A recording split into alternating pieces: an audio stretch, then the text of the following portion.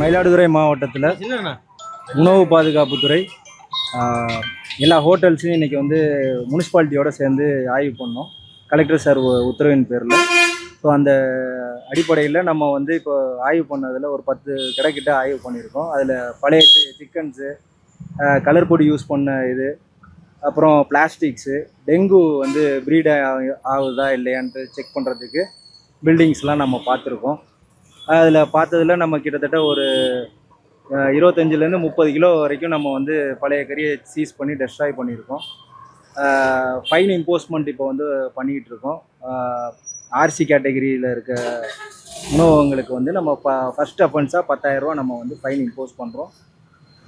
Licence இல்லாத ஒரு கடை இருக்குது, அதுக்கும் நம்ம 10,000 ரூபா ஃபைன் இம்போஸ் பண்ணுறோம்.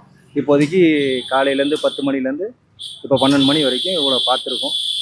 மேற்கொண்டு நம்ம மயிலாடுதுறை மாவட்டத்தில் அனைத்து உணவகங்கள்லேயும் வந்து நம்ம வந்து இது மாதிரி வாரத்துக்கு ஒரு தடவை டீம் ரைடு வந்து நம்ம பிளான் பண்ணி முனிசிபாலிட்டியோடு சேர்ந்து நம்ம ஆய்வு பண்ணுறதுக்கு தயாராக இருக்கோம். மயிலாடுதுறை மாவட்டம் ஃபுல்லாக நம்ம பண்ண போகிறோம். இப்போ பழைய ரைஸ்லாம் வச்சுருந்தாங்களா சார், அதை என்ன பண்ணுறீங்க? பழைய ரைஸ் எல்லாம் அப்போயே நம்ம வந்து டிஸ்போஸ் பண்ணியாச்சு. அது பேர் அன்ஹைஜீனிக் கண்டிஷனுக்கு. அதுக்கு நம்ம 10,000 ரூபா ஃபைன் இம்போஸ் பண்ணுறோம். மொத்தம் எத்தனை கிடைக்கு சார் ஃபைன் பண்ணிருக்கீங்க? மொத்தம் நம்ம பார்த்தது இப்போ வந்து ஒரு 8 கடை நம்ம பார்த்துருக்கோம். இதோட சேர்த்து ஒரு 10 கடை கிட்ட வந்துருச்சு.